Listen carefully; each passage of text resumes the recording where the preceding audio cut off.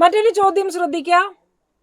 NO2 required for a reaction is produced by the decomposition of N2O5 in CCl4 as by the equation 2N2O5 giving 4NO2 and O2. Initial concentration of N2O5 is 3 mole per liter and it is 2.75 mole per liter after 30 minutes. അപ്പോൾ time 0 ആയിരുന്നപ്പോൾ concentration of N2O5 3 mole per litre ആണ്. Time 30 minutes ആയപ്പോൾ concentration of N2O5 2.75 ആണ്. Okay, what is the rate of formation of NO2? അതാണ് ചോദ്യം. x × 10⁻³ ആണ്. x കണ്ടുപിടിക്കണം. അപ്പൊ നിങ്ങൾ ശ്രദ്ധിക്കേണ്ടുന്ന കാര്യം N2O5ന്റെ ഡാറ്റയാണ് തന്നിരിക്കുന്നത്. എന്നിട്ട് ചോദിച്ചതോ NO2നെ പറ്റിയിട്ട്. നോക്കണേ, N2O5ന്റെ ഡാറ്റ തന്നിട്ട് NO2നെ പറ്റി ചോദിച്ചിരിക്കുന്നു. അപ്പൊ നമുക്ക് ഇങ്ങനെ ആലോചിക്കാം, when you have a balanced equation what can you right?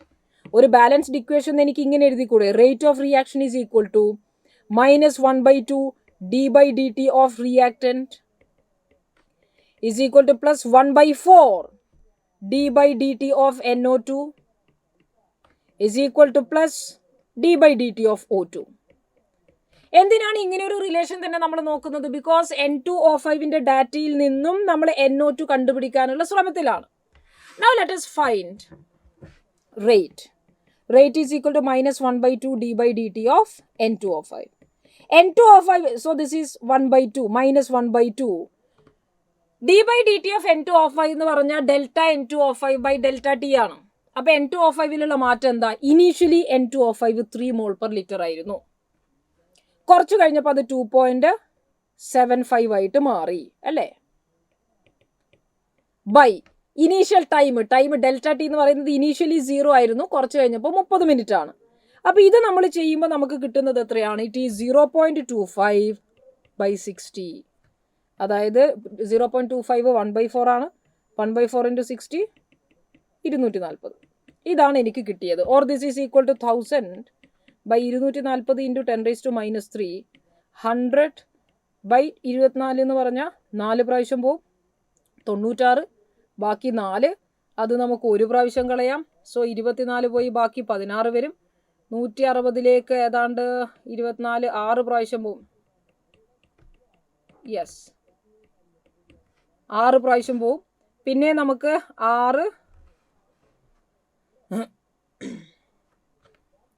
പിന്നെ നമുക്ക് 16 ബാക്കി വരും. അപ്പം ഇങ്ങനെ അത് കണ്ടിന്യൂ ചെയ്തുകൊണ്ടേ പോകും. So this is equal to 4.166 × 10⁻³ 4.1. Okay, 41 അല്ല, 4.16 ആയിരിക്കും വരിക. ഡൺ. ഇതാണ് നമുക്ക് കിട്ടിയ റേറ്റ്. കണ്ടുപിടിക്കേണ്ടത് എന്താ? Rate of formation of NO2. അപ്പൊ റേറ്റ് ഈസ് ഈക്വൽ ടു, റേറ്റും NO2ന്റെയും റിലേഷൻ നമുക്കറിയാം, 1/4 × rate of formation of NO2 ആണ്. Therefore, rate of formation of NO2 is equal to 4 × rate. So this is 4 × 4.166 × 10⁻³ So that is equal to